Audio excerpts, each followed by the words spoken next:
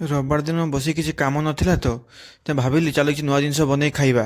ତେଣୁ ଲସିଟା ତିଆରି ଚାଲିଲା ଆଉ। ଆଜି ରବିବାର ଥିଲା, ଦ୍ୱିପହରେ ଟିକେ ଥମ୍ସଅପ୍ ପିଇ ଦେଇଥିଲି ତ ସେଥିପାଇଁ ମୁଣ୍ଡକୁ ପଶିଥିଲା କିଛି ଗୋଟେ ତୁଫାନି କରିବା। କ'ଣ କରିବା କିଛି ମୁଣ୍ଡ କାମ କରୁନଥିଲା। ଲାଷ୍ଟରେ ଭାବିଲି ଲସି ଟିକେ ବନେଇବା ଆଉ। ଦୋକାନରେ ତ ଲସି ଦେଲେ 30 ଟଙ୍କାର ଖାଲି ବରଫ ପାଣି ଦେଉଛନ୍ତି। ସେଥିପାଇଁ ଭାବିଲି ଦହି ନିଜେ ଆଣିକି ନିଜେ ବନେଇ ପିଇବା। ବନଭିଟା ବି ଆଣିଥିଲି, କାଜୁ କିସମିସ୍ ସବୁ ଆଣିଥିଲି। ଆଣିକି ସବୁ ମିକ୍ସ କରି ଗ୍ରାଇଣ୍ଡିଙ୍ଗ କରିସାରିଲା ପରେ ମୋ ମନେ ପଡ଼ିଲା ମୁଁ ଭିଡ଼ିଓ କରିନାହିଁ। ଯାହା ପଛରେ ଭିଡ଼ିଓ କଲି ଆଉ। ସେଇଠୁ ଆରମ୍ଭ ହେଇଛି। ଲସି ବନେଇ ସାରିଲା ପରେ ତାର ଅଧାକୁ ମୋର ଅଧା, ହଁ କି ନାହିଁ, ସେମିତି ଢଳାଯିବ। ଏଥିରୁ ଟିକେ ସେଥିରୁ ଟିକେ ଅଧା ଅଧା ହେବ ପୁରା ଆଉ। ଏବେ ମେନ୍ କାମ ଅଛି। ମେନ୍ ଜିନିଷ ତାପରେ ଢଳାଯିବ। ବନଭିଟା ଟିକେ ଢାଳ, ଏଥିରୁ ଟିକେ ସେଥିରୁ ଟିକେ ଢଳା ହେବ। କାଜୁ ଟିକେ ଦିଆଯିବ, କିସମିସ୍ ଟିକେ ଦିଆଯିବ, ହଁ କି ନାହିଁ। ତାପରେ ଟିକେ ଲସି ବି ଟିକେ କିଣିକି ଆଣିଥିଲି, ଛୋଟିଆ ଲସିଟା ହାଟସନ୍ର। ଯାହା ତାପରେ ଟିକେ ପକେଇ ଦେଇଛି ଟିକେ ଆଉ। ଯେତେ ଯାହା କୁହ, ଦୋକାନରେ ଲସି ଖାଇବା ଅପେକ୍ଷା ଭାଇ ନିଜେ ଘରେ ବନେଇ ପିଇବ ଭାଇ ଶାନ୍ତି। ଆଉ ଦହି ନିଜେ ଆଣିବ, ଖାଲି ଖାଲି ଦହି ପିଇବ ଘରେ। ଦୋକାନରେ ଖାଲି ବରଫ ପାଣି ଦେଉଛନ୍ତି, ଆଉ କିଛି ନୁହଁ, ଖାଲି ଠକୁଛନ୍ତି। ନିଜେ ବନେଇକି ଶାନ୍ତିର କାଜୁ କିସମିସ୍ ବନଭିଟା ଚକୋଲେଟ୍ ଯାହା ଇଚ୍ଛା ପକେଇବ, ପକେଇ ନିର୍ଘାତ ପିଇବ। ମନ ଶାନ୍ତି ହେଇଯିବ ଘରେ ବନେଇକି ପିଇଲେ। ଶ୍ରାବଣୀ, ଲସି ପିଇବୁ ଯଦି ଆସେ। ଟିକି, ଲସି ପିଇବୁ କି? ସାଙ୍ଗମାନେ ଜନ, ଲସି ନେବୁ ଯଦି ନେ। ଗୋଟାକୁ 10 ଟଙ୍କା ଲେଖା ଦେବି ହେଲା, ପିଇବୁ। ଶକ୍ତି, ଲିପକ, ଲସି ପିଇବ ଯଦି ଆସ ମୋ ପାଖକୁ।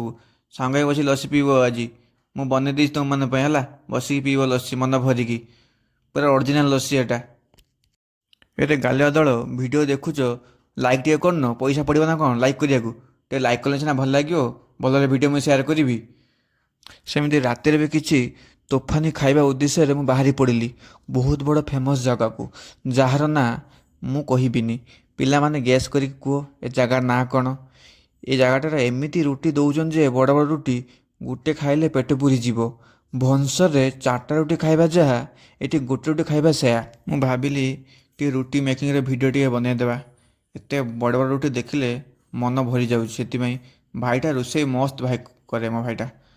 ବାହାଘର ଆଗରୁ ବହୁତ ଖାଇଛି ଭାଇ ପାଖରେ। ବାହାଘର ପରେ ଫାର୍ଷ୍ଟ ଟାଇମ୍ ଯାଇଥିଲି ଭାଇ ପାଖକୁ ଖାଇବା ପାଇଁ। ଭାଇ ରୁଟି ଯେମିତି ବନାଏ, ସବୁ ଜିନିଷ ମସ୍ତ ବନାଏ। ଯାହାକୁ ସବୁଠି ଏମିତି ରୁଟି ମିଳେନି। ଭୁବନେଶ୍ୱରରେ ଏତେ ଆଡ଼େ ଖାଇଛି, କଟକରେ ଏତେ ଆଡ଼େ ଖାଇଛି, ଏତେ ବଡ଼ ରୁଟି ଏତେ କମ୍ ଦାମରେ କେହି ଦିଅନ୍ତିନି। ଏଇ ଏରିଆରେ ମିଳେ। ବଢ଼ିଆ ହୋଟେଲଟା ଏଇଟା। ଏ ଭାଇକୁ ଯିଏ ଚିହ୍ନିଛ ଲାଇକ୍ କର ଭିଡ଼ିଓଟା। ଭାଇ ମୋର 4ଟା ରୁଟିକୁ ଏକାଥରେ ପକେଇ ଗରମ କଲା। ଏକାଥରେ ପକେଇ ଆମକୁ ଦବ ସେ କରିଲା ଆଉ। ଘରେ କିଏ ଖାଇଛି ଏମିତି ରୁଟି? କମେଣ୍ଟରେ କହିଲ ଦେଖିଆ। କିଏ କୋକାକୋଲା ଥମ୍ସଅପ୍ ପିଇବ? ଭାଇମାନେ କିଏ ପିଇବ କି? ପଳେଇ ଆସ ଜାଗାକୁ ପଳେଇ ଆସ। ରୁଟିଗୁଡ଼ା ଏତେ ମସ୍ତ ଫୁଲୁଛି ଯେ ଏ ଫୁଲକା ଫୁଲକା ରୁଟି ଖାଇଲେ ପେଟ ପୁରିଯିବ, ହଁ କି ନାହିଁ ସାଙ୍ଗମାନେ? ବଢ଼ିଆ ହେଇଛି ରୁଟିଟା। ରୁଟି ଆଉ ତଡ଼କାର କିଛି ଫଟୋ। ବଡ଼ ବଡ଼ ରୁଟି ଆଉ ମସ୍ତ ତଡ଼କା ଖାଇକି ମନ ଶାନ୍ତି। ଧନ୍ୟବାଦ ସାଙ୍ଗମାନେ।